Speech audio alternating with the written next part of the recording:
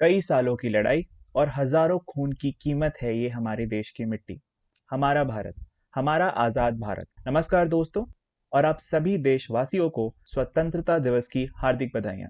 आज के इस सेशन में हम बात करेंगे प्रधानमंत्री के द्वारा लाल किले से दिए गए भाषण की कुछ महत्वपूर्ण बातें। तो चलिए स्टार्ट करते हैं। सबसे पहले एसएसबी क्रैक एग्जाम्स की मैं बात करूं, so this is a one stop solution for all the major defence related examinations like AFCAT, NDA, CDS, etcetera. For more details regarding the courses that we offer, you can visit to our website learn.ssbcrackexams.com for more details. आप हमारे YouTube channel SSB Crack Exams को भी follow कर सकते हैं, जहां पे आपको regular current affair videos and other videos which are related to defence examinations आपको मिल जाएंगे. You can also follow us on Instagram as SSB Crack Exams. Do not forget to download our app from Google Play Store, Android app, that is SSB Crack Exams. So let's start. So today we all are celebrating our 74th Independence Day. And इस मौके पर prime minister ने of course flag hoisting ceremony को अंजाम दिया from red fort, and then after the flag hoisting ceremony the ceremony was followed by the annual speech of prime minister as his address to the nation. उसी भाषण से related कुछ important points जो कि highlights थे उस भाषण के, वो मैं डिस्कस करने वाला हूं आज के सेशन में. शुरू करते हैं. सबसे पहले और सबसे इंपॉर्टेंट पार्ट जो था, that was national digital health mission. Now, what is this National Digital Health Mission? तो ये completely technology based mission होने वाली है, इनिशिएटिव है that will revolutionize the health sector. इसके तहत ये होगा कि every Indian will get an ID card, एक आईडी कार्ड उन्हें दिया जाएगा that will contain all the relevant information about his और हर मेडिकल कंडीशंस. और मेडिकल कंडीशंस से मतलब ये हुआ कि उससे रिलेटेड जितनी भी चीजें हैं मेडिकल कंडीशंस से, उस पर्सन के बारे में, उस इंडिविजुअल के बारे में, उस सिटीजन के बारे में, that will all be mentioned under that ID card. This card will be used to access health services and medicine. Apart from that, अगर मैं बात करूं नेशनल डिजिटल हेल्थ मिशन की और डिटेल में, तो this comes under the Ayushman Bharat Pradhan Mantri Jan Arogya Yojana. See, this is important as per your examination point of view कि NDHM जो है, नेशनल डिजिटल हेल्थ मिशन, वो किस योजना के अंडर में आती है. दैट इज आयुष्मान भारत प्रधानमंत्री जन आरोग्य योजना, that is ABPMGAY. And it is expected to improve the efficiency, effectiveness and transparency of health services in the country, and the government has said that there will be special focus and emphasis on this particular sector. Apart from that, under the scheme, each patient will be given an ID card, जैसा कि मैंने आपको बताया. And उस ID card में क्या क्या चीजें हो सकती हैं, पर्सनल डिटेल्स, उस पर्सनल मेडिकल जो कंडीशंस हैं, पर्सनल मेडिकल डेटा जो है हर एक इंडिविजुअल का, which could include confidential medical data such as prescriptions या फिर diagnostic reports and discharge summaries. That means for example as we have as of now, हमारे पास पैन कार्ड है, परमानेंट अकाउंट नंबर, जिससे रिलेटेड जिससे almost हर एक financial चीजें लिंक्ड हैं. तो एक पैन कार्ड के नंबर के अकॉर्डिंग हम सारी की सारी जो डिटेल्स है, we can find it at one place only. Similarly there will be a medical card which will allow you to have each and every record of yours medical data, जो भी है वो सारी की सारी डेटा उस ID card के ही जरिए आप सारे एक्सेस कर सकते हो. सो इससे एक फायदा सबसे बड़ा ये होगा कि ऑनलाइन कंसल्टेशन में भी आपको प्रॉब्लम नहीं होगी. You will simply have to tell them your medical ID card, and उसके उस मेडिकल आईडी कार्ड से the doctor will be able to access all your medical data और the relevant data that you want to make him available or make him accessible, right? Okay, the next one is the revolution in infrastructure. So government ने अभी 7,000 projects from different sectors to bring new revolution in infrastructure इनको recognize किया है. So in total 7,000 अलग-अलग projects हैं अलग-अलग sectors में that will bring revolution in the field of infrastructure. प्रधानमंत्री जी ने ये भी कहा कि कंट्री में अभी एज ऑफ नाउ, पिछले कुछ सालों से, जब से मोदी गवर्नमेंट 2014 में आई है, उन्होंने फोकस किया था मेक इन इंडिया पे. But ever since pandemic struck, कोविड-19 के आने के बाद से सेल्फ रिलायंस पे यानी आत्मनिर्भर भारत पे एक्स्ट्रा ध्यान दिया गया. एंड उसकी वजह से अब टाइम आ गया है कि मेक इन इंडिया से हम शिफ्ट हो जाएं make for world as well. यानी कि मेक इन इंडिया का मतलब ये था कि बाहर से कंपनीज आए और हमारे यहाँ मैन्युफैक्चरिंग करे या फिर प्रोडक्ट क्रिएट करे, जिससे कि यहाँ पे एम्प्लॉयबिलिटी बढ़ती. उसके साथ साथ अब शिफ्ट करने का टाइम आ गया है मेक फॉर वर्ल्ड में, यानी कि इंडिया खुद तो सेल्फ सफिशिएंट हो ही और साथ ही वर्ल्ड को भी अपने प्रोडक्ट्स सप्लाई करे, एक्सपोर्ट करे, जिससे कि इंडिया की इकोनॉमी वर्ल्ड लेवल पे बूस्ट हो. National Infrastructure Pipeline Project will enable this and country is moving towards spending more than 100 lakh crore on this. ये लास्ट ईयर भी इसे लास्ट ईयर के इंडिपेंडेंस डे स्पीच में भी प्रधानमंत्री जी ने इस पे फोकस किया था, बट अभी ये इम्प्लीमेंटेशन फेज में आ चुकी है। अपार्ट फ्रॉम दैट, अगर मैं नेशनल इंफ्रास्ट्रक्चर पाइपलाइन प्रोजेक्ट की मैं पर्टिकुलरली उसकी बात करूं कि ये प्रोजेक्ट एक्चुअल में है क्या, तो इसकी रिपोर्ट जो है वो ऑलरेडी सबमिट किया जा चुका है गवर्नमेंट के पास, and it is a group of social and economic infrastructural projects in India over a period of 5 years, यानी कि 2019 में इसे लॉन्च किया गया था, एंड उसके बाद से 2019 से लेके अगले 5 years तक, यानी कि अभी की जो करंट गवर्नमेंट है उसके पूरे टर्म में एक सैंक्शन अमाउंट किया गया है rupees exactly 102 lakh crore rupees का, एंड उसके अंडर में 7,000 डिफरेंट प्रोजेक्ट्स हैं, एंड ये सारे प्रोजेक्ट्स जो होंगे ये एक रेवोल्यूशन लाएंगे इंफ्रास्ट्रक्चर जो इंडिया की है उसमें। ठीक है, एंड इसके साथ साथ एक और नए टॉपिक पे ध्यान दिया गया, दैट इज इंटीग्रेटेड इंफ्रास्ट्रक्चर। तो ये जो 7,000 प्रोजेक्ट्स में हमने बात करी, एंड इन 7,000 प्रोजेक्ट्स सिर्फ ऐसे ही रैंडमली क्रिएट नहीं किए जाएंगे, ये एक इंटीग्रेटेड प्रोजेक्ट्स होंगे, यानी कि सारे इंफ्रास्ट्रक्चर को आपस में किसी ना किसी तरीके से इंटरलिंक किया जाएगा ताकि एक पैरेलल ग्रोथ हो हर एक सेक्टर का, किसी एक सेक्टर का बहुत ज्यादा गैप ना हो और किसी दूसरे सेक्टर का बहुत कम गैप ना हो। उस गैप को कम करने के लिए एक इंटीग्रेटेड इंफ्रास्ट्रक्चर सिस्टम डेवलप किया जाएगा ताकि जो भी इंफ्रास्ट्रक्चर डेवलप हो रही है किसी भी रीजन में, that is comprehensive and integrated and they are linked to each other, यानी एक दूसरे पे डिपेंडेंट है। इसके लिए एक मल्टी मॉडल कनेक्टिविटी इंफ्रास्ट्रक्चर भी तैयार किया गया है, which will be definitely our way forward as we move ahead in time. The next in our list is agricultural sector boost. Agriculture sector boost में प्रधानमंत्री जी ने ये कहा कि एक वक्त था जब हम इंपोर्ट किया करते थे, जो भी ग्रेन से, जो भी अनाज से एग्रीकल्चरल प्रोड्यूस जो थे हम उसे इंपोर्ट किया करते थे, बाहर की कंट्री से मंगाया करते थे। बट आज के टाइम पे इंडिया के पास इतनी क्षमता है कि वो इतनी ज्यादा ग्रेन्स को प्रोड्यूस कर रहा है कि ना सिर्फ उन ग्रेन से, उन प्रोडक्शन से इंडिया का काम हो रहा है, बट उसके साथ साथ एक्सेस में ग्रेन्स प्रोड्यूस हो रहे हैं जिससे we are able to export them also, and especially those countries which are actually in need of those grains. And हमारा जो फार्म सेक्टर है that needs to evolve in line with requirements of the world, so that हम एक world level पे एक अच्छे से, so that हम इंडियन एग्रीकल्चर को एक वर्ल्ड क्लास लेवल पे ला सके।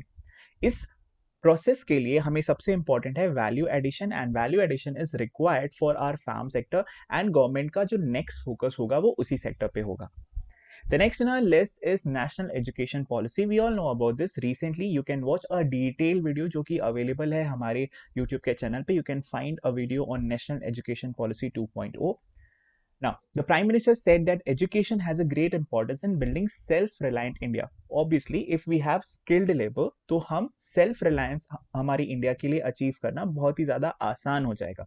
Keeping this in mind, एक नई एजुकेशनल पॉलिसी रिसेंटली गवर्नमेंट ने लाई थी, एंड इस पे बहुत सारा फोकस किया गया था कि स्किल डेवलपमेंट पे, कि किसी एक इंडिविजुअल की, जो भी लर्नर होगा, जो भी स्टूडेंट होगा, उसकी एक पर्टिकुलर स्किल होनी चाहिए, that is very important as far as practical world is concern, right.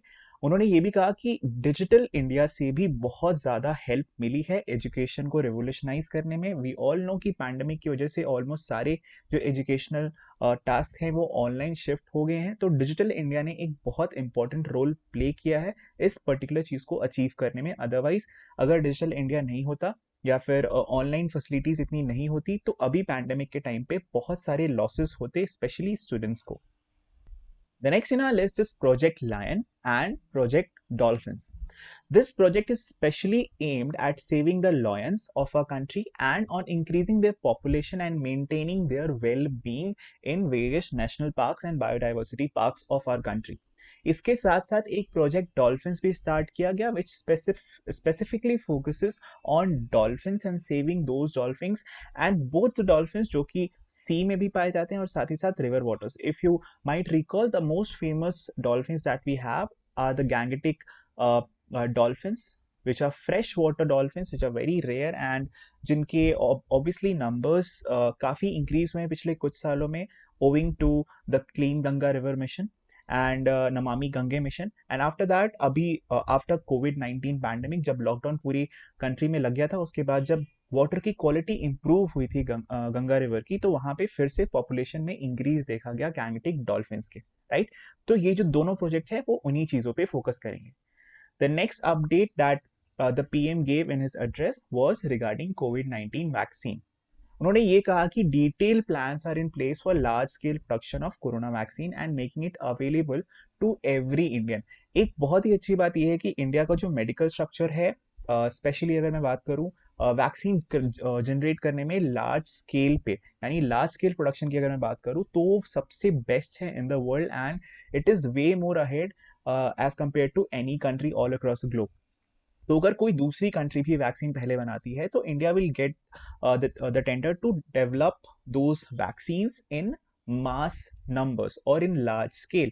And even if that is not the case, India ने ऑलरेडी 3 वैक्सीन्स जनरेट करी हैं which are under their final stage of testing and under trials, and as soon as the scientist और the medical officers give it a go ahead, तो वो